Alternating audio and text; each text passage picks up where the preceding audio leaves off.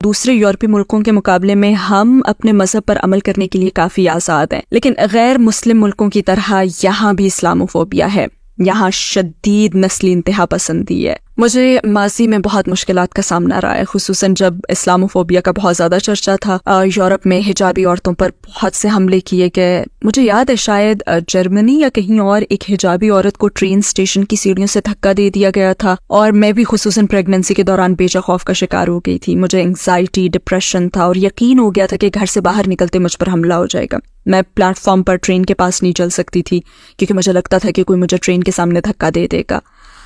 اس وقت تک میں نے کبھی اسلاموفوبیا کا سامنا نہیں کیا تھا، چونکہ میں سفید فام تھی، لہٰذا لوگ زیادہ تر مجھے یوں دیکھتے جیسے میں غدار ہوں، جیسے کہہ رہے ہوں او تم نے مسلمان ہو کر ہمارے ملک سے بے وفائی کی ہے، جس کا مجھے کوئی غم نہیں تھا اور میں لوگوں کا نوٹس بھی نہیں لیتی تھی۔ میں تو سڑک پر چلتے ہوئے کوشش کرتی تھی کہ کسی کو دیکھوں ہی نہ، کیونکہ میں مزید سٹریس نہیں لینا چاہتی تھی۔ ہاں لیکن میرے سیاہ فام دوست، میرے ایشین دوست، میرے عرب دوست، افریقی دوست مجھ سے کہیں زیادہ نسل پرستی اور اسلاموفوبیا کا شکار تھے۔ ایک مرتبہ تو میں نے اپنے یوٹیوب چینل پر یہ بات بھی کی تھی۔ اس وقت میں نے نقاب پہننا شروع نہیں کیا تھا، میں اس منافقت پر ایک ویڈیو بنا رہی تھی کہ ماسک نہ پہننا غیر قانونی ہے، مگر نقاب پہن لینا بھی غیر قانونی ہے، جو کہ دراصل ماسک ہی کی طرح ہے۔ خیر، نقاب کرنے سے پہلے میں بلیک ابایا پہنتی تھی، تو مجھے سینٹرل لندن کے بیچوں بیچ ایک بہت ہی مصروف اور شرفا کے علاقے میں ایک غیر سفید فام شخص نے دہشت گرد کہہ کر پکارا، جو کہ میرے لیے بہت شاکنگ تھا۔ اسے یقیناً اپنی زندگی میں تعصب اور نسل پرستی کا سامنا ہوا ہوگا۔ اتنی جہالت سے مجھے یہ کہنا بہت ہی زیادہ حوصلہ شکن بات تھی، لیکن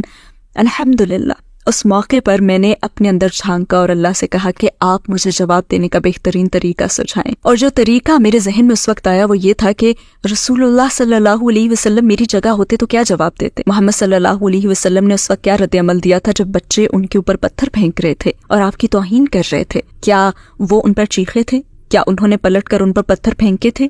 نہیں نا، وہ مجھ پر چیخا، اس نے مجھے دہشت گرد کہہ کر پکارا، اور میں نے زور سے کہا امن اور محبت برادر، امن اور محبت۔ بہت سے لوگوں کے لیے ویسٹ میں رہنا مشکل ہوتا ہے۔ اگر آپ حجاب پہنے تو آپ ان سے مختلف ہیں، اگر آپ نقاب پہن لیں تو اور مختلف ہو جاتی ہیں، جیسے اب میں پہن رہی ہوں۔ تو کسی مسلمان ملک میں رہنے اور یہاں رہنے میں بہت زیادہ فرق ہے۔ یہاں آپ کو آزان کی آواز سنائی نہیں دیتی، آپ کو اسلام کا جذبہ نظر نہیں آتا، یہاں رہنا آسان نہیں ہے۔ مجھے مسلمان ملکوں میں رہنا پسند تھا، اور میں اپنی اسلامی زندگی کے شروع کے پورے 4 سال مسلمان ملکوں میں ہی رہی ہوں۔ تو جب میں ویسٹ آئی اور آخرکار ایک غیر مسلم ملک میں رہنا شروع کیا تو یہ ایک بہت مختلف تجربہ تھا۔